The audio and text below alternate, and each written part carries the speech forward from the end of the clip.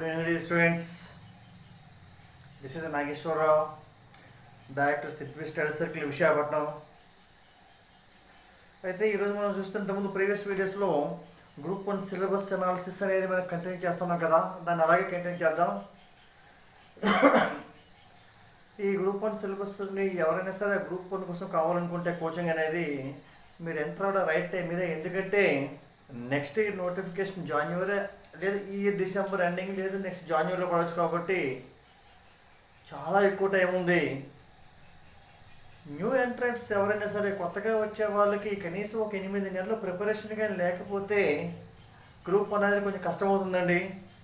కాబట్టి గ్రూప్ 1 మీరు చదవాలని అనుకుంటే ఇప్పటి నుంచి మీరు ప్రారంభించండి. సో దానికి పూర్తి సహకారం నేను మెటీరియల్ ఇస్తాను, క్లాసెస్ చెబుతాను, మీ అంతటా మీరే ఇంటి వద్ద చదువుకునే విధంగా నేను మిమ్మల్ని తీసుకురావడం జరుగుతుంది. ప్రీవియస్లో చూస్తే మనకి ఆల్రెడీ మీకు చెప్పా, గ్రూప్ 1కి వచ్చేసరికి 4 మెంబర్స్ చెప్పా. 4 మెంబర్స్కి వచ్చింది డిఎస్పీలు 2 వచ్చాయి, ప్రేమ్ కాజిల్ అండ్ సంతోష్, అలాగే Anil David CTO, Srilatha AS assistant excise superintendent. ఈ రిజల్ట్ అంతా కూడా మీరు చూస్తే గూగుల్లో సిద్వి స్టడీ సర్కిల్ అని టైప్ చేయండి. టైప్ చేశాక అందులో ఫొటోస్ అని వస్తుంది. సిద్వి స్టడీ సర్కిల్ ఓపెన్ చేసాక ఫొటోస్ వస్తుంది. ఆ ఫొటోస్ క్లిక్ చేస్తే మీరు రిజల్ట్ అనేది చూడవచ్చు. కాబట్టి గ్రూప్ 1 అనేది మీరు ఎవరైనా సరే ప్రిపేర్ అవ్వాలనుకుంటే నా గైడెన్స్ అనేది 100% మీకు ఉంటుంది. అయితే ఈరోజు మనం స్టార్ట్ చేసుకోబోయే టాపిక్ ఏంటంటే డిజాస్టర్ మేనేజ్మెంట్ అండి. ఈ డిజాస్టర్ మేనేజ్మెంట్ అనేది చూస్తే జనరల్ స్టడీస్ పాయింట్ ఆఫ్ వ్యూలో మనకి ఎన్ని ఏపీపీఎస్ ఎగ్జామ్ రాసినా సరే డిజాస్టర్ మేనేజ్మెంట్ అనేది ఒక పార్ట్ అని మనందరికీ తెలుసు, రైట్? అయితే ఈ డిజాస్టర్ మేనేజ్మెంట్ అనేది మనకి ఆబ్జెక్టివ్ ఓరియంటేషన్లో ఎన్ని ఏపీపీఎస్సీ చదువుతాం, బట్ గ్రూప్ 1 చదివే వరకు ఇది మెయిన్స్లో ఉందని డిజాస్టర్ మేనేజ్మెంట్ ఓరియంటెడ్ క్వశ్చన్స్ రావచ్చు, ఓ 10 మార్క్స్వి. కాబట్టి ఈ డిజాస్టర్ మేనేజ్మెంట్ అనేది కాస్త ఇన్ డీటెయిల్గా మనం చదువుకుందాం ఒకసారి. ఒకప్పుడు డిజాస్టర్ మేనేజ్మెంట్ నుంచి ప్రశ్నలు ఇచ్చేటప్పుడు అవసరం లేదండి, ఒక 15 ఒక 100 150 క్వశ్చన్ బై హార్ట్ చేస్తే అవే రిపీట్ రిపీట్ రిపీట్ రిపీట్, ఇచ్చిన క్వశ్చన్ ఇవ్వడం ఇచ్చిన క్వశ్చన్ ఇవ్వడం ఇచ్చిన క్వశ్చన్ ఇవ్వటం. బట్ ఇప్పుడు అట్లా కాదండి. సో చాలా టఫ్గా వస్తుంది డిజాస్టర్ మేనేజ్మెంట్. మీరు చూస్తే ఒకటి కాన్సెప్ట్స్ నుంచి ఒకటి వస్తుంది, ఒకటి కాన్సెప్చువల్గా చదవాలి డిజాస్టర్ మేనేజ్మెంట్, ఫ్యాక్ట్ ఓరియంటెడ్ చదవాలి, ఎగ్జామ్ ముందు బర్నింగ్ అంటే వర్తమాన అంశాలు ఏమైనా ఉంటే అప్పుడు కొంచెం తుఫాన్లు కానీ అక్కడ మాక్ డ్రిల్స్ కానీ సునామీస్ కానీ ఏమైనా కరెంట్ అది దాన్ని జోడించాలి. కాబట్టి ముందు కాన్సెప్ట్ అనేది మనం డెవలప్ చేసుకుందాం ఒకసారి. మీరు ఆల్రెడీ కోచింగ్లు తీసుకుని ఉన్నారు, చాలామంది ఇప్పటికే చదివి ఉంటారు కదా, వాళ్ళు కూడా ఒక్కసారి వినండి. మీరు చదివే నాలెడ్జ్కి నేను చెప్పేదానికి ఈక్వల్ అయిందనుకోండి నా వీడియోస్ మీరు విన్నవసరంలా. బట్ ఏమాత్రమే ఎడ్జ్ కనిపిస్తుందంటే కంపల్సరీ వినాలి. దట్ ఈజ్ ఆ ఎడ్జ్, విన్నింగ్ ఎడ్జ్ అనేది 1 మార్కేనండి. అందుకే చూడండి, సిద్వి స్టడీ సర్కిల్ విన్నింగ్ ఎడ్జ్ అనే ట్యాగ్లైన్ ఇవ్వడం జరిగింది. ఆ విన్నింగ్ ఎడ్జ్ కోసమే నేను చెప్పే లెసన్లో నీ 90% నీకు తెలియచ్చు కాక 10% కూడా గ్రాప్ చేసుకోవాలి. అందుకే winners never quit, quitters never win. విజయం సాధించాలనే వ్యక్తి మధ్యలో ఎప్పుడు విరమించడు. మీ ప్రిపరేషన్ కంటిన్యూ చేయండి, కొత్త అంశాలను జోడించుకోండి. సో ఇవన్నీ మనకి ఓకే మాటలు అయ్యి అవసరం లేదు ఇంకా. అయితే ఇప్పుడు మనం చూస్తే విపత్తు నిర్వహణ. విపత్తు నిర్వహణ, ఈ విపత్తు నిర్వహణ అంటే ఏంటంటే ఇంగ్లీష్లో డిజాస్టర్ మేనేజ్మెంట్. డిజాస్టర్ మేనేజ్మెంట్, ఈ డిజాస్టర్ మేనేజ్మెంట్ చూస్తే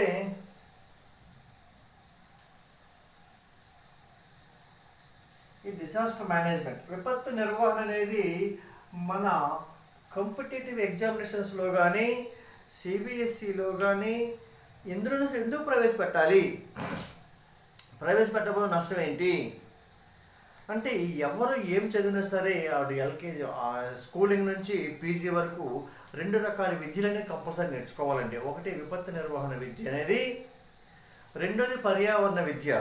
పర్యావరణ విద్య ప్రతి పాఠ్యాంశంలో ఉండాలని సుప్రీంకోర్టు తీర్పు ఇచ్చిన తర్వాత కదా పెట్టారు, అవునా? కాబట్టి పర్యావరణ మీద అవగాహన ఉండాలి. కాబట్టి మన ఏపీపీఎస్సీలో అన్ఫార్చునేట్లీ దానికి ఒక పేపర్ పెట్టాలి, పెట్టలేదు పెద్దగా, రైట్? దానికోసం పెద్ద నెగ్లిజిబుల్. కాబట్టి విపత్తు నిర్వహణ అనేది ఒక 10 మార్కుల వరకు వస్తుంది. కాబట్టి అసలు విపత్తు నిర్వహణ అనేది మనకి నేర్చుకోవడం వల్ల వచ్చే లాభం ఏంటి అంటే ఒక ఎగ్జాంపుల్ మీకు చెప్తాను. 2001 జనవరి 26 చూస్తే మనకి భుజ్లో భూకంపం వచ్చింది కదా. భుజ్ గుజరాత్లో ఉందండి. భుజ్ అనే ప్రాంతం గుజరాత్లో వచ్చింది. ఇక్కడ వచ్చేటప్పుడు చూస్తే జనవరి 26 రిపబ్లిక్ డే కదా. అక్కడ ఒక స్కూల్లో మనకి ఎట్లా ఉంటుందన్నమాట. స్కూల్ చూస్తే రైట్, ఈ స్కూల్లో రిపబ్లిక్ డే పెరేడ్స్ అవుతున్నాయి. ఈ రిపబ్లిక్ డే పెరేడ్స్ అయ్యేటప్పుడు చూస్తే మనకి ఒక్కసారి భూకంపం వచ్చింది, ఎర్త్క్వేక్ వచ్చింది. సో ఇవన్నీ స్కూల్ బిల్డింగ్ అనుకోండి రైట్, ఇవన్నీ స్కూల్ బిల్డింగ్స్, ఇదంతా గ్రౌండ్. మనకి ఇక్కడ చూస్తే ఎప్పుడైతే మనకి భూకంపం వచ్చిందో, షేక్ అవుతుందో, పిల్లలందరూ ఈ రోడ్డు వెంబడి పరుగులు తీశారండి. ఈ రోడ్డు వెంబడి వెళ్ళిపోవడం ప్రయత్నించారు. ఈ రోడ్డు వెంబడి చూస్తే 2 వైపుల బిల్డింగ్స్ ఉన్నాయి. కాబట్టి ఒక్కసారి బిల్డింగ్స్ అన్ని కొలాప్స్ అయిపోయి వాళ్ళ మీద అలా 300 మంది చనిపోవడం జరిగింది. అసలు ఒక్కడ కూడా చనిపోకూడదు కదా ఆ టైంలో. మరి 300 మంది ఎందుకు చనిపోయారంటే అవగాహన లేకపోవటమే. భూకంపం వచ్చేటప్పుడు డూస్ అండ్ డోంట్స్, ఏమి చెయ్యాలి ఏమి చేయకూడదు అన్నానికి మనకి సిలబస్లో పెట్టడం జరిగిందండి. సిలబస్లో ఏమడిగాడండి మనకి సిబిఎస్ఈ సిలబస్లో 8, 9 తరగతుల నుంచి పాఠ్యాంశాల ఆధారంగా ప్రశ్నలు ఇస్తామని చెప్పాడు కదా. అంటే సిబిఎస్ఈలో దీనికోసం మెన్షన్ చేయడం జరిగింది. చూస్తే అదే కాదండి, దాన్ని డెప్త్గా చదువుకోవాలి, అది చాలా తక్కువ ఉంది అక్కడ. అయితే ఒకవేళ భూకంపం వచ్చేటప్పుడు ఏం చేయాలనే విషయం స్టూడెంట్స్కి అంతకుముందు మాక్ డ్రిల్ పెట్టారనుకోండి, స్టూడెంట్స్కి ఒక అవగాహన కల్పించారనుకోండి టీచర్స్ అనేవాళ్ళు, అప్పుడు అందరూ గ్రౌండ్లోనే ఉండిపోతారు. గ్రౌండ్లోనే ఉండిపోతే ఏమవుతాయండి, షేక్ అవుతారు, ఎవరు ప్రాణానికి నష్టం లేదు.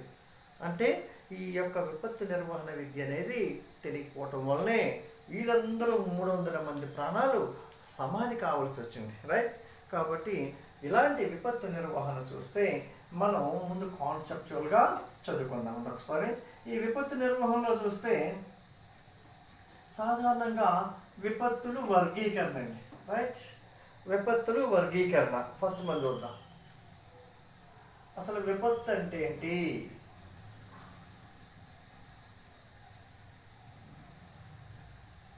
Classification of disasters. క్లాసిఫికేషన్ చూడండి, ఇంగ్లీష్ తెలుగు 2 రాయను. Classification of disasters.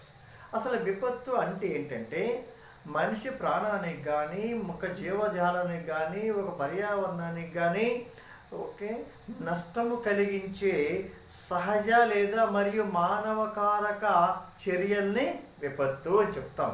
విపత్తు అంటే ఏంటండి, ఒక విపత్తు వచ్చిందంటే దాంట్లో ఏముండాలి?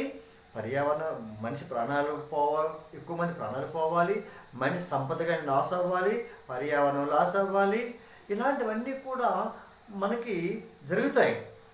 కాబట్టి ఆ జరిగేటప్పుడు దానికి ఎవరు కారణం అవ్వాలి? అయితే ప్రకృతి లేదా మనిషి.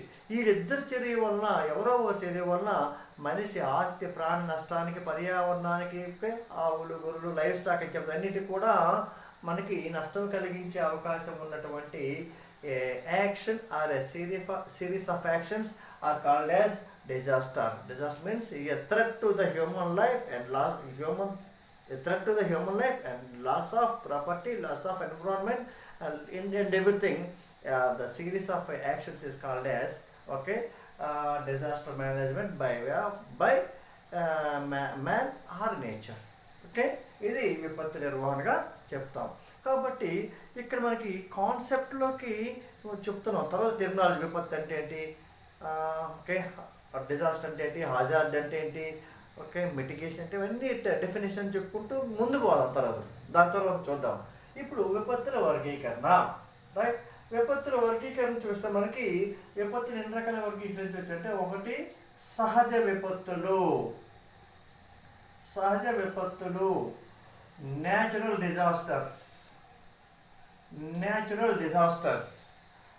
2 మానవకారక సహజ విపత్తులు,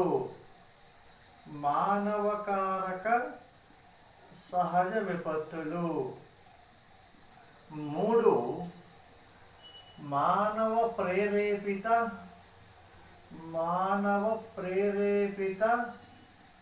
విపత్తులు.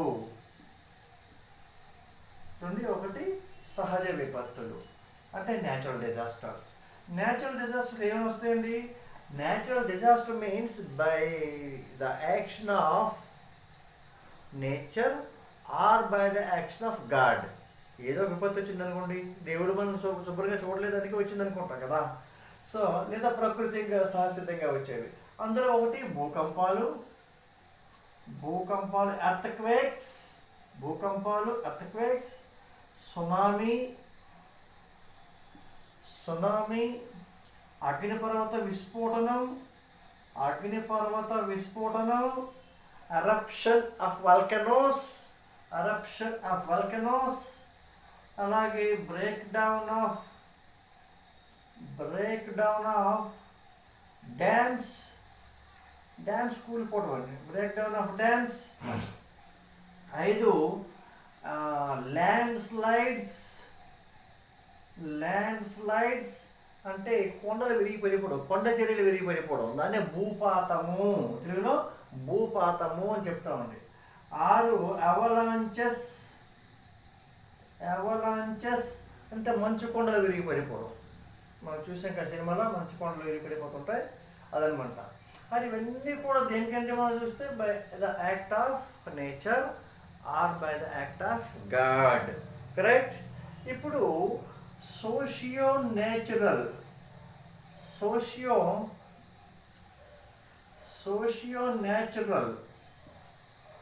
ఇవి డిజాస్టర్స్. మానవకారక సహజ విపత్తులు. ఈ మానవకారక సహజ విపత్తులు అంటే ఏంటంటే ఇది సహజ విపత్తే బై ద యాక్ట్ ఆఫ్ నేచరే, కానీ దానికి మనిషి యొక్క చర్య జోడించబడుతుంది. అదే కదా సార్, ఇస్తే అందరూ తప్పు రాశారు. ఓకే. మానవకారక సహజ విపత్తులు, సోషియో న్యాచురల్ డిజాస్టర్స్. ఈ సోషియో న్యాచురల్ డిజాస్టర్లో చూస్తే ఏంటంటే మనం చూస్తే కరువులు,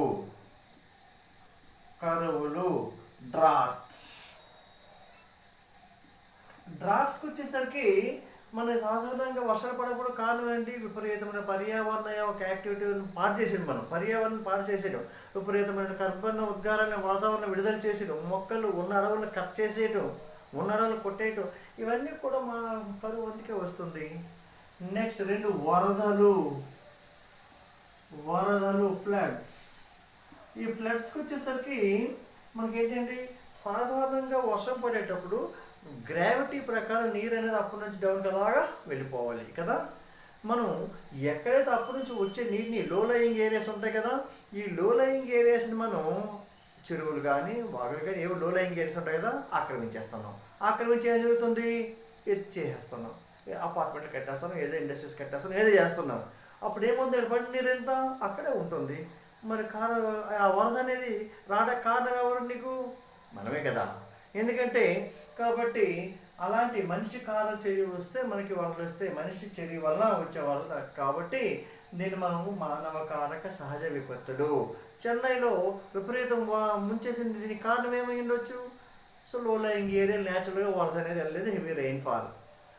టౌన్లో హైదరాబాద్ కానీ మన కొన్ని ఏరియాలో ముంచేస్తుంది వర్షానికి, ప్రాపర్ డ్రైనేజ్ మెయింటెనెన్స్, ఇవన్నీ కూడా మనం చూస్తే ఓకే ఇదనమాట.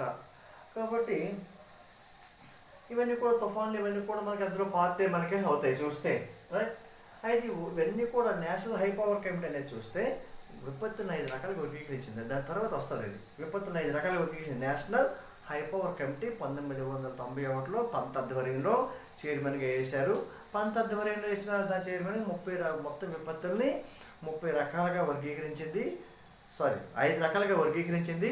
5 రకాల వర్గీకరణలో ఉన్న మొత్తం విపత్తులు ఏంటంటే 30. 5 6 30 కాదు, కొంత ఎక్కువ తక్కువ ఉంటాయి, రైట్. డివిజన్ చేసి ఇవ్వద్దు.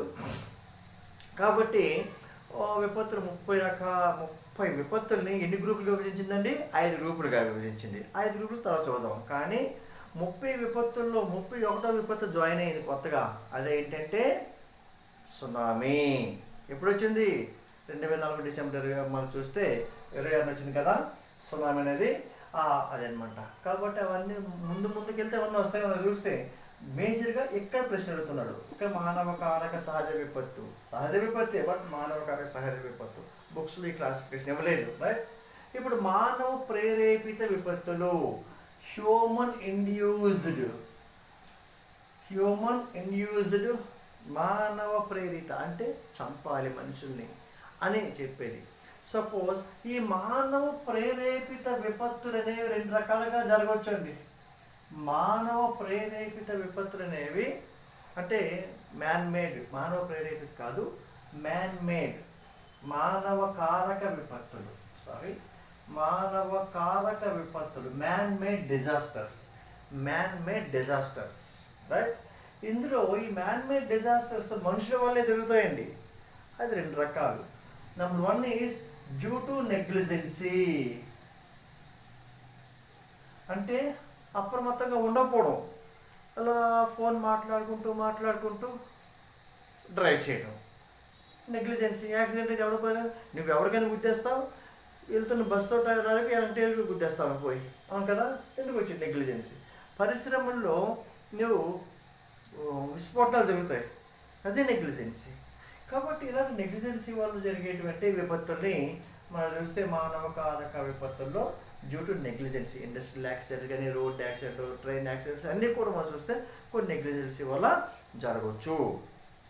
కానీ కొన్ని రకాల విపత్తులు అనేవి ఖచ్చితంగా మనిషి కావాలని చేస్తారండి. కావాలని ఒక వినాశనం సృష్టించడం, దాన్ని హ్యూమన్ ఇండ్యూస్డ్ అని చెప్తాను. చూస్తారా, హ్యూమన్, ఇది మ్యాన్ మేడ్ అని రాసుకోండి, man made, human induced, human induced, మానవ ప్రేరేపిత, మానవ ప్రేరేపిత. అది నేను విడదీస్తున్నాను కానీ క్వశ్చన్ డైరెక్ట్ ఒకటే వచ్చేస్తానండి. ఈ నెగ్లిజెన్సీ మీద ఎప్పుడు ఇవన్నీ మానవ కారక విపత్తులు అన్నీ ఒకే దాన్ని పెట్టేశారు. కొంచెం అడ్వాన్స్గా నేను సెగ్రిగేట్ చేస్తున్నాను. కాబట్టి హ్యూమన్ ఇండ్యూస్డ్ ఎక్కడి నుంచి మన ప్రశ్న వస్తుందండి. హ్యూమన్ ఇండ్యూస్డ్, మానవ ప్రేరేపిత, మనిషి యొక్క చర్య వలన కావాలని విత్ రాంగ్ఫుల్ ఇంటెన్షన్తో చేసే విపత్తులు అనమాట. చూసి దీన్నే మనకి వెపన్స్ ఆఫ్ మాస్ డిస్ట్రక్షన్ అని చెప్తాం. దాన్ని ఏమని చెప్తామండి, వెపన్స్ ఆఫ్ మాస్ డిస్ట్రక్షన్, సామూహిక విధ్వంసక ఆయుధాలు, సామూహిక విధ్వంసక ఆయుధాలు. ఈ సామూహిక విధ్వంసక ఆయుధాలు అంటే ఒకేసారి ఎక్కువ మందిని చంపేస్తాయండి. ఇవి చూస్తే ఎక్కువ మందిని ఒకేసారి చంపుతాయి. సామూహికంగా విధ్వంసం సృష్టించే ఆయుధాలని సామూహిక విధ్వంసక ఆయుధాలు అని చెప్తాం. దాని సామూహిక విధ్వంసక ఆయుధాలు ఏంటండి, 1 న్యూక్లియర్ వెపన్స్, అణుబాంబులు, 2 బయలాజికల్ వెపన్స్, ఓకే, జీవ విధ్వంసక ఆయుధాలు. ఈరోజు కరోనా జీవ విధ్వంసక ఆయుధం మీకు దక్షిణ వాడు తయారు చేసినట్టు చెప్తున్నాను. 3 కెమికల్ వెపన్స్, రసాయన ఆయుధాలు. అంటే మనుషులను చంపడానికి కొన్ని రకాలైనటువంటి కెమికల్స్ వాడతాం, రైట్. సో అందుకే దీన్ని ఫస్ట్ అక్షరం తీయండి, ఎన్బిసి, WMD ఏమని చెప్తామండి, NBC అని చెప్పొచ్చు. న్యూక్లియర్ బయలాజికల్ కెమికల్ ప్రశ్నలు అక్కడే వస్తాయి, రైట్. దీని గురించి మనం భవిష్యత్తులో డిస్కస్ చేద్దాం ఒకసారి. ఇవి విపత్తుల యొక్క వర్గీకరణ అండి, విపత్తుల యొక్క వర్గీకరణ. అయితే ఇప్పుడు మనం చూస్తే మొదటి విపత్తు కోసం మాట్లాడుకోవాలి. ఫస్ట్ మనం ఏంటండి సిలబస్లో మాట్లాడాలంటే విపత్తు నిర్వహణలో ఫస్ట్ మనకి విపత్తులు, ఈ విపత్తులు రావడానికి కారణాలు ఏంటి, అన్ని రకాల విపత్తులు, రైట్. కరువులు, తుఫాన్లు అన్నీ ఉన్నాయి ఇంకా, రైట్. అన్ని క్లాసిఫికేషన్ ఇస్తాను. NHPC national high power committee ఇచ్చినటువంటి క్లాసిఫికేషన్ని తొలగిస్తాను. కానీ మేజర్ విపత్తులు కాబట్టి అందులో కొన్ని మేజర్ విపత్తుల కోసం మనం మాట్లాడుకొని అయిపోయిన తర్వాత ఈ విపత్తులు వచ్చేటప్పుడు మనం ప్లాన్ ఆఫ్ యాక్షన్ ఎలా ఉండాలి, ఓకే, ప్లాన్ ఆఫ్ యాక్షన్ ఎలా ఉండాలి అది చూస్తాం. దీని తర్వాత చూస్తే అసలు విపత్తు అంటే ఏంటి, వైపరీత్యం అంటే ఏంటి, వల్నరబిలిటీ అంటే ఏంటి, ఇవన్నీ కూడా మనం దుర్బలత్వం అని చెప్తాం. వల్నరబిలిటీ సో అంటే ఏంటి, ఇవన్నీ కూడా మనం చూస్తాం. నెక్స్ట్ ఏంటంటే విపత్తులు వచ్చేటప్పుడు తీసుకోవాల్సిన చర్యల కోసం చూస్తాం. దీనికి నెక్స్ట్ చూస్తే దీనికోసం ప్లాన్ ఆఫ్ యాక్షన్ మనకి లేటెస్ట్గా ఏమి వచ్చింది చూస్తాం. దీనిపైన ప్రపంచంలో ఉన్నటువంటి విపత్తుల పైన జరిగినటువంటి కన్వెన్షన్స్ ఏమున్నాయి, రైట్. కన్వెన్షన్ ఏంటంటే హ్యూగో ఫ్రేమ్వర్క్, లాస్ట్ సెండై ఫ్రేమ్వర్క్, దానికోసం మనం మాట్లాడతాం. ఆ తర్వాత ఏంటంటే విపత్తుల సమయంలో మనుషులను రక్షించడానికి కావాల్సినటువంటి ఆల్టర్నేట్ కమ్యూనికేషన్ సిస్టమ్స్ కోసం మాట్లాడతాం. ఆల్టర్నేట్ కమ్యూనికేషన్ సిస్టమ్, ప్రత్యామ్నాయ కమ్యూనికేషన్ వ్యవస్థలు. అంటే తుఫాన్ వచ్చింది, కమ్యూనికేషన్ వ్యవస్థలన్నీ కూలిపోతాయి. అప్పుడు ఏంటండి, శాటిలైట్ ఫోన్ కానీ హ్యామ్ రేడియో కానీ వాడతాం. హ్యామ్ రేడియో, అమెచ్యూర్ రేడియో అని చెప్తాము. అమెచ్యూర్ రేడియో అంటే ఏంటండి, డెఫినేషన్ వచ్చింది International Telecommunication Union. Amateur radio means the radio which is not used for commercial operations. Not used for commercial operations called as ham radio. ఏ radio అయితే వాణిజ్యేతర కార్యకలాపాలకు వినియోగించుకుంటామో దాన్ని హ్యామ్ రేడియో. అలాగే satellite phone, sat phone or comsat, దానికోసం కూడా మనం మాట్లాడదాం చూస్తే. ఓకే, అలాగే మనం చూస్తే ఇంకా ఏంటండి, దీన్ని అయిపోయిన తర్వాత మనకి విపత్తుల్లో తీసుకోవాల్సిన జాగ్రత్తలు, మిటిగేషన్ అంటే ఏంటి, ప్రిపేర్నెస్ అంటే ఏంటి, రిహాబిలిటేషన్ అంటే ఏంటి, ఓకే, ఇవన్నీ కూడా మనం ఏ సమయంలో ఏం చేపడతాం is very very important chart పైన చూస్తే. అలాగే ఫస్ట్ ఎయిడ్ కోసం మాట్లాడతాం, ప్రథమ చికిత్స కోసం చూస్తే ఏంటి. నెక్స్ట్ సర్వైవల్ స్కిల్స్ అంటే ఏంటండి, అవశిష్ట నైపుణ్యాలు అంటే అర్థం ఏంటి, ఎవరో ఒక వ్యక్తి ఒక విపత్తు లేదా ప్రమాదంలో చిక్కుకున్నప్పుడు వారిని రక్షించాలి అనేటివి, ఎలా రక్షించాలని చెప్పేదే సర్వైవల్ స్కిల్స్. ఏంటండి, అవశిష్ట నైపుణ్యాలు అని చెప్తాం. ఈ అవశిష్ట నైపుణ్యాలు అనేవి ఒక గోల్డెన్ రూల్ ఉందండి. ఎవడైతే ప్రమాదంలో ఉంటాడో వాడిని రక్షించడానికి వచ్చిన వ్యక్తి ప్రమాదంలో పడిపోకూడదు.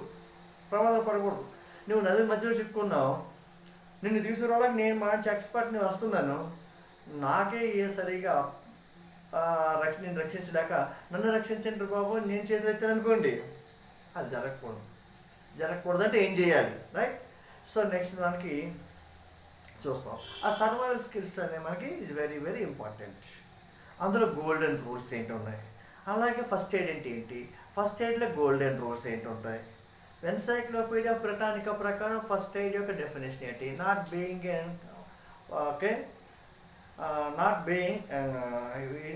Being to intention to reduce harm but in order to further harm being done అని చెబుతాం. అంటే ఏంటి, ఎక్కడైనా ఒక విపత్తు జరిగేటప్పుడు ఆయన తగ్గించడానికి కాకుండా ఆ తక్షణం ఉన్నటువంటి ఆ యొక్క వ్యక్తి యొక్క పరిస్థితి దిగజారకుండా చూడడం. Okay, further harm not being done అని చెప్పడం జరుగుతుంది చూస్తే. అది ఈజ్ వెరీ వెరీ ఇంపార్టెంట్. చూస్తే ఎన్సైక్లోపీడియా బ్రిటానికా ప్రపంచం అంతా ఒకే డెఫినేషన్ ఉంటుంది. ఇందులో మనకి ఏ మెథడ్ ఉపయోగిస్తాం, DRABC, danger response, okay, airway breathing circulation అనే మెథడ్. ఆ మెథడ్ మీద ప్రశ్నిస్తారు. మీరు చూస్తే కొన్ని రకాల ప్రమాదాలను ఎలా ఎదుర్కొంటామని సిలబస్లో ఉన్నాయి, అదొకటి. ఇది అయిపోయిన తర్వాత మనకి ఏముంటుందండి, so national disaster management act. ఈ నేషనల్ డిజాస్టర్ మేనేజ్మెంట్ యాక్ట్లో మనకి ఏంటంటే చదవాలి మనం చూస్తే అక్కడ అందులో ఉన్న అంగాలన్నీ చదివాలి. అందులో నేషనల్ డిజాస్టర్ రెస్పాన్స్ ఫోర్స్ అంటే NIDM ఏంటి, ఈ యొక్క civil defence college, national civil defence college అని మొత్తం చదువుదాం ఒకసారి. అందులో NDRF నుంచి మన ప్రశ్నలు అనేవి సాధారణంగా ఇవ్వడం జరుగుతుంది. అయితే ఇప్పుడు మనం చూస్తే ముందు విపత్తు నిర్వహణలో విపత్తులన్నీ చదివేయాలండి. మనం మొత్తం చూస్తే ఈ విపత్తుల్లో చూస్తే మనకి చూడండి, భూకంపాలు, సునామీలు, అగ్నిపర్వతాలు, ఓకే, అలాగే తుఫాన్లు, ఇవన్నీ జియోగ్రఫీ, వరల్డ్ జియోగ్రఫీ సంబంధించిన అంశాలు. ఇవన్నీ నేర్చుకుంటే గ్రూప్ 1లో ప్రిలిమినరీలో వరల్డ్ జియోగ్రఫీ ఉంది కదా, అందులో కొంత ఎన్ని కలిసిపోతాయి చూస్తే. కాబట్టి ఎవరైనా సరే కాస్త ఇంట్రెస్ట్ ఉండే వాళ్ళు గ్రూప్ 1 ప్రిపేర్ అవ్వండి. ఎందుకంటే నెక్స్ట్ టైం అనేది గ్రూప్ 1 పోస్ట్ ఎక్కువ వస్తాయని నా ఎక్స్పెక్టేషన్లో ఉన్నాను. దీనికి కారణం ఏంటంటే మన సీఎం గారు ఎక్కువ జిల్లాల్ని చేస్తూ ఉంటారు కదా, డిస్ట్రిక్ట్స్ అనేవి 26 వరకు చేస్తూ ఉంటున్నారు. కాబట్టి ఆ సందర్భంలో మనకి ఏమవుతుందండి, జిల్లా లెవెల్ పోస్ట్ అన్నీ కూడా మనకి పెరుగుతాయి. కాబట్టి ఈ యొక్క గ్రూప్ 1కి వచ్చేసరికి కాంపిటీషన్ కూడా మీకు చాలా వరకు తగ్గుతుంది. ఎందుకంటే డిస్క్రిప్టివ్ స్కిల్స్ అనేవి అంత ఆశామాష కాదు. ఎస్పెషల్లీ ఉమెన్ కేటగిరీ అమ్మాయిలు ఎవరు ఉంటే ప్రిపేర్ అవ్వండి. అమ్మాయిలు మార్కులు అనేవి చాలా తక్కువగా వస్తున్నాయి, అబ్బాయిలతో కంపేర్ చేస్తే జాబ్ వస్తుంది. కాబట్టి మీరు ఎవరైనా ప్రిపేర్ అవ్వాలనుకుంటే అదొక యజ్ఞంలో దిగినట్టుగా ఆ యజ్ఞాన్ని మధ్యలో విరమించకూడదు. కాబట్టి మీరు ప్రిపేర్ అయితే నా వంతు నేను మీకు సహాయం చేయడానికి సిద్ధంగా ఉంటానండి. ఇప్పుడు మనం ఏంటంటే భూకంపాలు అన్నటువంటి ఒక విపత్తుని చూద్దామండి. భూకంపాలు ఎర్త్ క్వేక్స్. ఈ ఎర్త్ క్వేక్స్ చూస్తే మనకి ఈ ఎర్త్ క్వేక్స్ రావాలి అంటే ఖచ్చితంగా మనకి దీనికి ప్రీ హిస్టరీ కొంత ఉంటుందండి. అంటే భూకంపాలు అర్థం చేసుకోవాలంటే కాస్త ముందు దీనికోసం మనకి భూకంపాలు రాడే కారణాలు ఏంటి అంటే, భూకంపాలు రాడే కారణాలు ఏంటంటే ఒకటి ఏంటండి, భూమి లోపల ఐసోస్టాటిక్ అడ్జస్ట్మెంట్స్ వల్ల భూమి లోపల ఉన్న పలకలు ఒక పలకకి ఒక పలక గుద్దుకోవడం కానీ, ఒక పలక రెండో పలక నుంచి దూరంగా వెళ్ళిపోవడం కానీ, ఎప్పుడు ఇలా మనకి ఒక ప్లేట్స్ అనేవి మనకి రప్చర్ జరుగుతూ ఉంటాయి. అందుకే చెప్తాడు ఎక్కువ తీవ్రమైన భూకంపం ఎలా వస్తుందంటే the slow motion rupture of a plates. ఒక పలకకి ఒక పలక ఉరుసుకుంటూ ఉండేటప్పుడు విపరీతమైన భూకంపాలు వస్తాయి. అంటే పలక అంటే ఏంటి తెలియాలి నీకు కదా. కాబట్టి పలక అంటే ఏంటి తెలియాలంటే భూమి కిందకి పోతే ఏముంటుందో మనకు తెలియాలా, భూమి కిందకి పోతే ఏముంటుందో తెలియాలంటే దాన్ని interior structure of the earth కోసం మీకు తెలియాలా.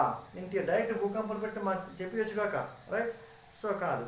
కాబట్టి ఇంటీరియర్ స్ట్రక్చర్ అంటే భూమి పై నుంచి కిందకి వెళ్తే ఎలాగుంటుంది. భూకంపాలు తెలుసుకునేటప్పుడు చూస్తే మనకి సబ్ టాపిక్ ఇందులో ఏంటంటే ఒకటది మనకి భూమి అంతర్గత నిర్మాణము. భూమి అంతర్గత నిర్మాణము మనకు ఖచ్చితంగా ముందు తెలియాలండి. భూమి అంతర్గత నిర్మాణం, the interior structure of the earth. భూమిని సాధారణ ఇంటీరియర్ స్ట్రక్చర్లో చూస్తే ఒక 5 minutesలో కట్ చేస్తాను. అయితే ఫస్ట్ వన్ ఈజ్ భూమి అనేది మనకి 3 పొరలతో ఉంటుందని చెప్పాం కదా. మేజర్గా 4 పొరలు అని చెప్తారు కానీ సుయస్ క్లాసిఫికేషన్ మనకి ఇంపార్టెన్సీ ఉంది. ఈ సుయస్ అనే శాస్త్రవేత్త ప్రకారం భూమి అనేది చూస్తే 3 పొరలు అండి. ఈ 3 పొరల్లో చూస్తే మనం మొదటి పొరని భూపటలము అని చెప్తామండి. భూపటలము క్రస్ట్, భూపటలము క్రస్ట్ అని చెప్తాం. ఇంగ్లీష్ మీడియం వాళ్ళు ఉన్నారండి, వాళ్ళు నా చిన్న రిక్వెజిషన్ పెడుతున్నారు టెర్మినాలజీ యూజ్ చేయమని. కంప్లీట్గా నా లెసన్ అంతా కూడా తెలుగు ఇంగ్లీష్ 100% వెళ్తుంది. 100% తెలుగు వెళ్తుంది, 100% ఇంగ్లీష్ వెళ్తుంది. బట్ ఇంగ్లీష్ మీడియం వాళ్ళకు కూడా కంప్లీట్ ఇంగ్లీష్లో చెప్తే అర్థం చేసుకోలేరు. వాళ్ళు ఉండేది మహా అయితే ఒక 50-60 మంది నా కాంటాక్ట్ అయ్యారు. వాళ్ళ కోసం కంప్లీట్ ఇంగ్లీష్ చెప్పడం నాకు టైం అలౌ చేయదు. కాబట్టి ఇలా మీరు అర్థం చేసుకోండి. భూపటలము అంటే క్రస్ట్ అని చెప్తామండి. ఈ క్రస్ట్లో మనకి ఎక్కువగా కెమికల్ కంపోజిషన్ ఏంటంటే ఉంటాయి. అంటే మూలకాలు ఏంటి గతసారి అడిగారు గ్రూప్ వాళ్ళు ఇంతకుముందు ఎక్కువగా ఉండే మూలకం ఏంటండి, రైట్? సో ఈ పొరలో ఎక్కువగా ఫస్ట్ అయితే సిలికాన్ ఉంటుందండి, అల్యూమినియం ఉంటుందండి. మొదటి పొరలో చూస్తే సిలికాన్ అండ్ అల్యూమినియం. కాబట్టి ఈ పొరను ఏమని చెప్పొచ్చు అండి, సియాల్ అని చెప్తారు. ఫస్ట్ పొరను ఏనండి సియాల్. అయితే ఇక్కడ నుంచి కిందకి సప్లైస్ ఉన్నాయని అవసరం లేదు. కిందకి ఎలా వెళ్తుంటే 2900 కిలోమీటర్ల దగ్గర రెండో పొర ఉంటుందండి. రెండో పొర ఉంటుంది. ఈ రెండో పొర ఏంటంటే దీన్ని మ్యాంటిల్ భూపటలం కదా, ఇది ప్రావారము, భూప్రావారం మ్యాంటిల్ అని చెప్తామండి. ఈ మ్యాంటిల్ ఎక్కువగా కెమికల్ కంపోజిషన్ ఏముంటుందండి, సిలికాన్ ఉంటుంది, మెగ్నీషియం ఉంటుంది. మెగ్నీషియం అంటే ఎంజీ అనకండి, మొదటి 2 అక్షరాలు తీసుకుంటాను, సిలికాన్ ఎస్ఐ, మెగ్నీషియంలో ఎంఈ అని, సిమా. కాబట్టి this second layer is called as sima. అయితే ఇక్కడ రెండింటికి ఇంకో పేర్లు ఉన్నాయండి. చూడండి, ఇక్కడ ఈ మొదటి పొరలో మనకి ఇవన్నీ కూడా శిలలతో కంపోజిషన్ అయ్యింది కదా. ఈ ఫస్ట్ లేయర్ అంతా దేంతో మనకి కంపోజిషన్ అయ్యిందండి, శిలలతో. శిల అంటే rocks, the composition of rocks. The earth is the composition of rocks. Okay, కాబట్టి ఆ యొక్క రాక్ యొక్క ఫార్మేషన్ కోసం చెప్పే సైన్స్ ఏమని చెప్తామండి, the study the formation of rocks is called lithology. Petrology కాదండి. The properties of rock is petrology. నా యొక్క శిలలు ఉన్నాయా, దాని యొక్క ప్రాపర్టీస్ అనేది petrology. The origin and formation of a rock is called lithology. అందుకే జీకేల్ ఈజ్ వెరీ వెరీ ఇంపార్టెంట్. ఆ రెండు చూసుకోండి, లిథాలజీ, పెట్రాలజీ. అందుకే మొదటి పొరని ఇంకో పేరుతో పిలుస్తాం ఏంటండి, లిథోస్పియర్ అని చెప్తామండి, రైట్? అలాగే రెండో పొరని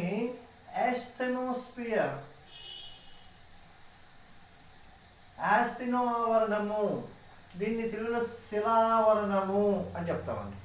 అయితే భూమి పై నుంచి కిందకి వెళ్తున్నాం అనుకోండి, మన టెంపరేచర్ అనేది మనకి పెరుగుతూ ఉంటుంది చూస్తే. కాబట్టి 2900 కిలోమీటర్లకు వస్తే టెంపరేచర్ చాలా ఎక్కువ ఉంటుంది. కాబట్టి ఇక్కడ కొన్ని మూలకాలు ద్రవ స్థితిలో ఉంటాయి, కరిగిపోతాయి, కొన్ని మూలకాలు ఘనస్థితిలో ఉంటాయి.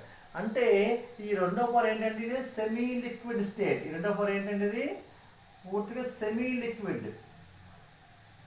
లిక్విడ్ స్టేట్లో ఉంటుందండి. అర్ధ ద్రవ స్థితిలో ఉన్న పొర అని చెప్తాను. దీన్ని చూస్తే పూర్తిగా ద్రవస్థితి కాదు, పూర్తి ఘనస్థితి కాదు. అదే ప్రమాదం. మన విపత్తులన్నిటికీ ఇక్కడి నుంచే ప్రమాదం, భూకంపాలు కానీ అన్నిటికీ కూడా. మూడోది ఏంటండి కేంద్ర మండలము. దీన్నే కేంద్ర మండలం కోర్ లేదా సెంట్రోస్పియర్ అని చెప్తామండి. ఇక్కడ ఏ మూలకాలు ఎక్కువ ఉంటాయండి? Nickel, ferrous. అందుకే దీన్ని నిఫే అని చెప్పడం జరుగుతుంది. దీన్ని నిఫే అని చెప్పడం జరుగుతుంది. నికెల్, ఫెర్రస్ ఎక్కువ ఉంటాయి. అయితే ఇక్కడ ఒకసారి అడిగాడు కేంద్ర మండలంలో ఉష్ణోగ్రత ఎంత అని అడిగాడు. 6000 డిగ్రీల సెంటిగ్రేడ్ ఉంటుంది. 6000 డిగ్రీ సెంటిగ్రేడ్ ఉంటుంది చూస్తే. రైట్. కాబట్టి ఇక్కడ ఉన్నటువంటి అన్ని నికెల్, ఫెర్రస్, ఐరన్ సంబంధించినవి కదా, ఇవన్నీ 6000 డిగ్రీ సెంటిగ్రేడ్ కరిగిపోతాయండి. కాబట్టి భూమి లోపల చూస్తే అక్కడ అంత ద్రవస్థితి, మొత్తం ద్రవస్థితి. మ్యాగ్మా అంటారు దాన్నే మనం చూస్తే. ఆ మ్యాగ్మా ఇప్పుడు ఇలా మనకి సముద్రంలో నీరు ఎలా ప్రవహిస్తుందో అలా ప్రవహిస్తుంటుందని హోమ్స్ కరెంట్ కన్వెక్షనల్ థియరీ చెప్తుంది. హోమ్స్ సంవహన ప్రవాహ సిద్ధాంతం అనేది మనం చెప్తుంది అన్నమాట చూస్తే.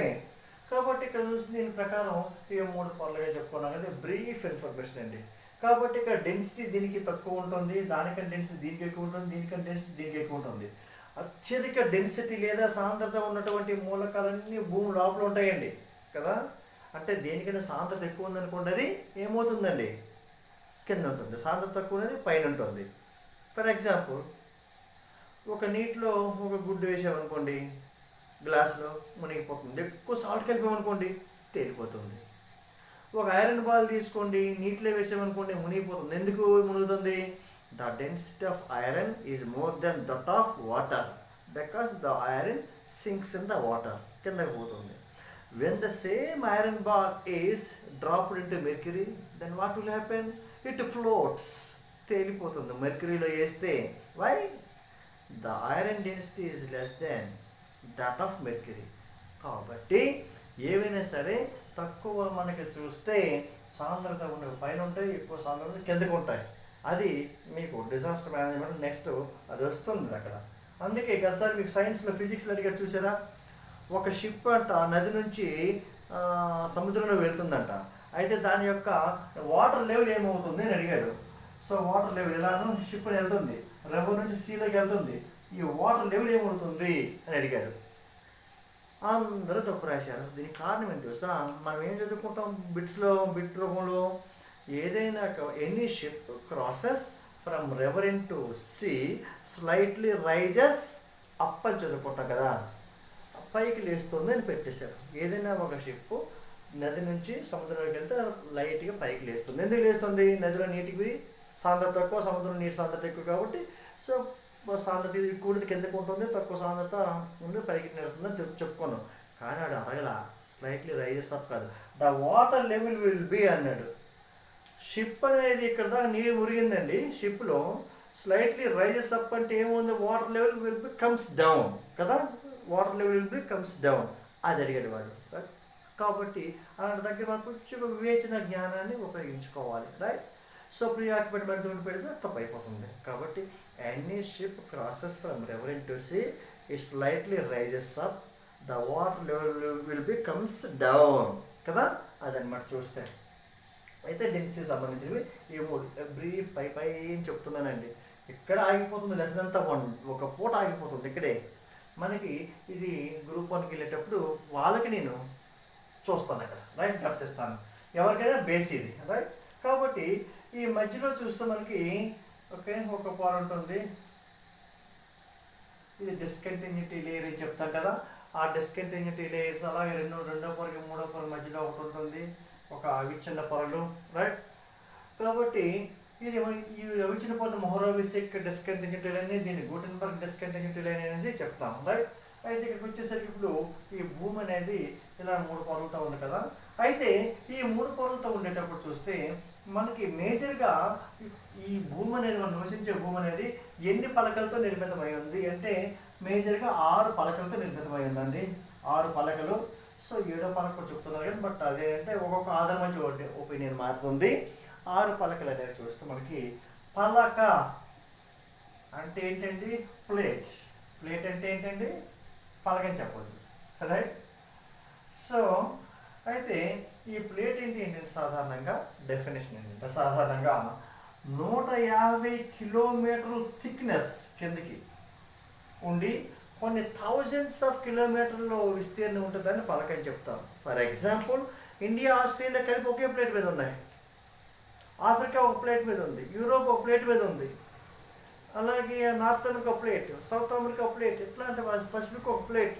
ఇవన్నీ కూడా మన ప్లేట్లు అనేవి చూస్తే కాబట్టి ఇక్కడ కూడా పైన జస్ట్ 1 నుంచి డెప్త్ వెళ్తున్నాను, ఎక్కువ డెప్త్ పోను, ఎందుకంటే విపత్తు నిర్వహణ ఎంత కావాలో అంత చెప్తాను.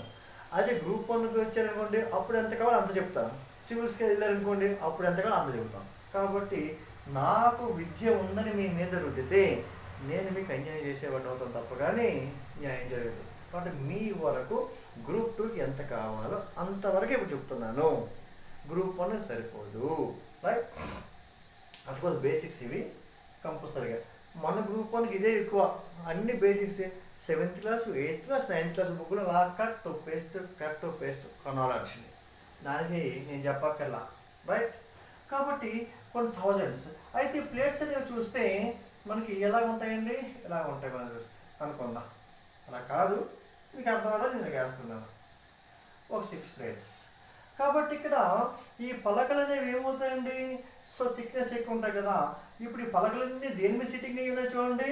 సో యాస్ట్రోస్ఫియర్ మీద సిట్టింగ్ అయ్యి ఉన్నాయి, యాస్ట్రోస్ఫియర్ మీద సిట్టింగ్ అయ్యి ఉన్నాయి. ఇదే స్టేట్లో ఉంటుందండి, సెమీ లిక్విడ్ అర్ధ ద్రవ స్థితిలో ఉన్న పొర ఇది. ఈ అర్ధ ద్రవ స్థితిలో ఉన్న ఈ పొరలో మనకి అంటే నీటిలో ఐస్ బ్లాక్ వేసామనుకోండి, ఒక బేకర్తో వాటర్ తీసుకోండి, ఇంతవరకు ఐస్ వేస్తే ఎలా తేలుతుంటాయండి, ఇలా తేలుతుంటుంది కదా. అది కదా సార్ ఫిజిక్స్లో మీకు అడిగాడు, ఏదైనా ఒక ఐస్ బ్లాక్ నీటిలో ఎంత పార్ట్ పైకి కనిపిస్తుంది అనేసి ఆలోచించండి. మీరు ఎంత పార్ట్, హాఫ్, 1/2, 1/3 ఇవన్నీ చెప్తుంటారు కదా. తప్పు. 1/10వ వంతు మీద కనిపిస్తుంది. 10 సెంటీమీటర్లు ఉందనుకోండి బ్లాక్ అనేది, అందులో ఒక పార్ట్ మీద కనిపిస్తుంది. 1/10 part is floating above the surface of water, above the surface of water mind it. అయితే ఇప్పుడు ఈ యొక్క ప్లేట్స్ ఏమవుతుందని ఇక్కడ మనకి ఎలా చూస్తే ఆటోమేటిక్గా మనకి నీటిపై తేలుతూ ఉంటాయి ఎలానో ఐస్ బ్లాక్స్. అలాగే ఈ యొక్క యాస్ట్రోస్ఫియర్ ఈ పలకలు అనేవి మనకి తేలుతుంటాయి. సపోజ్ నిన్ను ఇక్కడ షేక్ చేసామనుకోండి, ప్లేట్ని షేక్ చేసేస్తే ఐస్ బ్లాక్స్ ఒక విధంగా గుద్దుకుంటాయి. అలాగే ఈ భూమి లోపల ఉన్నటువంటి ఎనర్జీ ఉంది, చాలా ఎనర్జీ ఉంది. సపోజ్ మనకి షేల్ గ్యాస్ కానీ లేకపోతే రేడియోధార్మిక పదార్థాలు విఘటన చెందడం వల్ల కానీ ఎనర్జీ చాలా ఉంటుంది అక్కడ లోపల. ఆ ఎనర్జీ ఎక్కడైతే భూమిపైకి రావడం ప్రయత్నిస్తుందండి, ఎక్కడో ఒకరు భూమిపైకి ఎక్కడ ఎనర్జీ బ్రోకౌట్ అయిందనుకోండి, విడుదల అయిందనుకోండి, ఆ ఎనర్జీ లోపల ఉండిపోదండి, పైకి రావడం ప్రయత్నిస్తుంది. పైకి రావడానికి ప్రయత్నించే సందర్భంలో ఆ ఎనర్జీ ఎక్కడ పైకి రావచ్చు అండి, ఎక్కడైతే మనకి ప్లేట్ వీక్గా ఉంటుందో ఆ వీక్ని చీల్చుకొని వస్తుంది. సాధారణంగా ఈ లోపల ఎనర్జీ ఎక్కడ పైకి రావడానికి అవకాశం ఉందంటే ఎప్పుడు కూడా 2 పలకలు ఎక్కడైతే జాయిన్ అవుతాయో అది వీక్ ప్లేస్ అండి, దాన్ని చీల్చుకునేలాగా వచ్చేస్తుంది అన్నమాట, రైట్. ఆ ఎనర్జీ మనకి చీల్చుకునేలాగా వచ్చేస్తుంది, రైట్. ఎందుకు 2 పలకలు జాయింట్స్ అనేవి మనకి వీక్ అంటే, సపోజ్ మీరు మీ బైక్ ఉంది, ఒక ప్యాచ్ వేసారు, ప్యాచ్ వేసాక గాలి కొట్టారు, ఓకే కొంతవరకు ఉంటుంది. ఎండలో పెట్టారనుకోండి ఎక్కువ టైం ఆ వేడి కరిగిపోతుంది, మళ్ళీ గాలి లీక్ అయిపోతుంది. కొత్తగా ఒకటి ఇన్నర్ ట్యూబ్ ఉందనుకోండి, అందుగారు ప్యాచ్ అవ్వదు కదా. సరే, అయితే ఇలా చూస్తే ఎక్కడైతే ఎనర్జీ పైకి రావడానికి అవకాశం ఉంటుందంటే ప్లేట్ జాయింట్స్. ఏంటి ప్లేట్ జాయింట్స్ అని మనం తెలుసుకోవాలంటే మనకి ముందు ఒక సిద్ధాంతం ఉన్నది చెప్పాలి. అయితే ఈ ప్లేట్ జాయింట్స్ మనం చూస్తే ఇదనమాట, దీని గుండా చీల్చుకుంటూ వచ్చేస్తుంది పైకి. అందుకే ఎనర్జీ పైకి వచ్చింది అనుకోండి, ఎక్కడైనా భూకంపం వచ్చినప్పుడు చూడండి పెద్ద క్రాక్స్ పగుళ్ళు వచ్చేస్తాయి కదా, అంటే ఏంటి ఎనర్జీ పుషప్ అవుతుంది అనమాట చూస్తే. లేదా ప్లేట్ అనుకుని ఇలా జారిపోవడం కానీ, ఒక ప్లేట్ నుంచి ముక్క పైకి లేచిపోవడం కానీ, ఒక ప్లేట్ నుంచి ప్లేట్లా విడిపోవడం కానీ మధ్యన మనకి క్రాక్స్ అనేవి పగుళ్ళు అనేవి రావడం జరుగుతుంది. ఈ ఎనర్జీ పైకి వచ్చేటప్పుడు ఈ వచ్చే ఎనర్జీ ఏంటంటే విపరీతమైనటువంటి ఎనర్జీ ఏంటంటే కొన్ని వందల హైడ్రోజన్ బాంబుల సమానం. అంటే రెక్టర్ స్కేల్ పైన 9 వచ్చిందనుకోండి, కొన్ని వందల హైడ్రోజన్ బాంబులతో సమానం అండి. రైట్, కొన్ని వేల హైడ్రోజన్ బాంబులతో సమానం, వేల హైడ్రోజన్ బాంబులతో సమానం. ఒక అణుబాంబు ఈక్వల్ మాస్తో చూస్తే ఒక అణుబాంబు ఈజ్ ఈక్వల్ 100 అణుబాంబులు ఈజ్ ఈక్వల్ ఒక hydrogen bomb equal mass energy చూస్తే. థర్మోన్యూక్లియర్ స్టార్ట్ అని చెప్తాం కదా, హైడ్రోజన్ బాంబుని ఏ combination of thermal ions. Very very important. ఇది న్యూక్లియర్ ఫిజిక్స్లో చూద్దాం, చాలా బాగుంటుంది. అక్కడ చూస్తే ఇక్కడ మనం చూడండి ఎనర్జీ వచ్చేస్తుంది. ఈ ఎనర్జీ పైకి వచ్చేటప్పుడు ఇక్కడ మనకి ఈ వాటర్ సముద్రం ఉందనుకోండి పైన, అంటే సముద్ర గర్భంలో ఇలాగ భూకంపం వచ్చిందండి.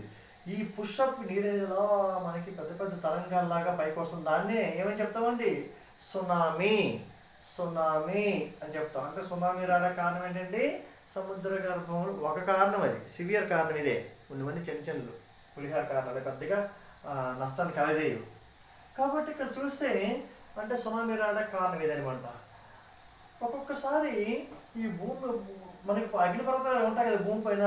అగ్నిపర్వతం ఉందనుకోండి, ఇక్కడ ఒక అగ్నిపర్వతం ఉందనుకోండి, ఈ అగ్నిపర్వతం యొక్క ట్యూబ్ అనేది లోపలికి ఎలా ఉంటుంది, భూమి లోపలికి ఉంటుంది అనమాట. అగ్నిపర్వతం యొక్క ట్యూబ్ అనేది, దీన్ని వల్కానిక్ వెంట్ అని చెప్తాం. వల్కానిక్ వెంట్ ఏంటి, ఈ అగ్నిపర్వత ట్యూబ్ ఏంటంటే భూమి లోపల ఎనర్జీ వచ్చింది అనుకోండి, ఆ ట్యూబ్ ఆల్రెడీ ఒక మార్గాన్ని క్రియేట్ చేసి ఉంచింది కదా, దాని గురించి ఎనర్జీ పైకి వచ్చి మళ్ళీ అగ్నిపర్వతం బ్లాస్ట్ అయిపోతుంది అనమాట.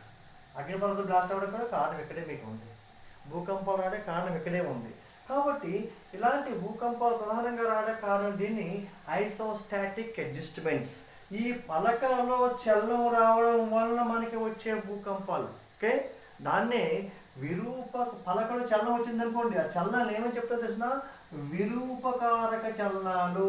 విరూపకారక చలనాలు లేదా isostatic tectonic forces. Tectonic forces. Tectonic అంటే విరిగిపోవడం అండి. ముందు పలక జాయిన్ చేసుకోండి. పలక విరూపకారక చలనాల వల్ల వచ్చే భూకంపాల్లో సివియారిటీ ఎక్కువ ఉంటుంది. Plate tectonics. ఓకే, కాబట్టి ఆ ప్లేట్ టెక్టోనిక్ థియరీ అనేది ఎవరండి, W J Morgan, the father of plate tectonic developed it. అంతకుముందు తుజే విల్సన్ ఉన్నాడు, ప్రొఫెసర్ ఎస్ ఉన్నారు. ఇవన్నీ professor Hess sea floor spreading theory. So sea floor spreading theory అందరికి ఆధారం ప్రొఫెసర్ హెస్. ఓకే, సముద్ర భూతల విస్తరణ, sea floor spreading theory, Tuzo Wilson తర్వాత. సో మోస్ట్ డెవలప్ చేసింది డబ్ల్యూజే మార్గన్. ఈ డబ్ల్యూజే మార్గన్ కాబట్టి అందుకే పలక విరూపకారక సిద్ధాంతాన్ని డెవలప్ చేసిన ఎవరంటే డబ్ల్యూజే మార్గన్. ఈయన ప్రకారం ఏంటండి, మన భూకంపాలు రావాలంటే ప్రధానంగా ఎందులో చలనం ఉండాలండి, పలకలో చలనం కావాలి. అర్థమవుతుంది కదా, గాట్ మై పాయింట్. పలకలో చలనం వస్తే ఆటోమేటిక్ మనకి పలకలో చలనం వస్తే భూకంపాలు అనేవి రావటం జరుగుతుంది. పలకలో చలనం వస్తే భూకంపాలు. అయితే పలకలో చలనాలు అనేవి ఎన్ని రకాలుగా ఉండొచ్చు, ఈ పలకలో చలనాలు అనేవి ఎన్ని రకాలు చూడండి. 2 పలకలు ఉన్నాయి. ఒక పలక ఇటు నుంచి వస్తుంది అనుకోండి, ఒక పలక ఇటు నుంచి. 2 పలకలు ఆపోజిట్ డైరెక్షన్లో వచ్చాయనుకోండి. 2 పలకలు ఆపోజిట్ డైరెక్షన్లో వస్తే దాన్ని ఏమని చెప్తామండి, అభిముఖ చలనాలు. ఇక్కడ ఎక్కడ రాయను, ఇక్కడ రాస్తాను. ఒక పలక ఆపోజిట్కి వచ్చి గుద్దుకున్నాయి అనుకోండి. సో ఆపోజిట్కి వచ్చి గుద్దుకున్నాయి దాన్ని అభిముఖ చలనాలు అని చెప్తాం. ఒక ముఖానికి ఒకము అభిముఖంగా వస్తుంది కదా, అభిముఖ చలనాలు. దీన్ని కన్వర్జింగ్ ఫోర్సెస్. కన్వర్జెన్సీ.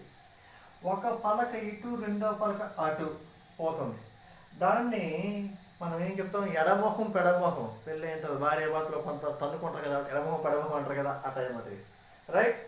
సో దాన్ని విముఖ చలనాలు. దీన్ని విముఖ చలనాలు, diverging forces, diverging movements. Diverge అవుతున్నాయి మూమెంట్స్, డైవర్జింగ్ మూమెంట్స్. మూడవది ఏంటంటే ప్యారలల్ మూమెంట్స్ అండి. దాన్ని థర్డ్ డైమెన్షన్లో చూపించలేను. ఒకసారి నా చేయి వైపు చూడండి. ఈ 2 పలకలు అనేవి ఎలా ఉన్నాయండి.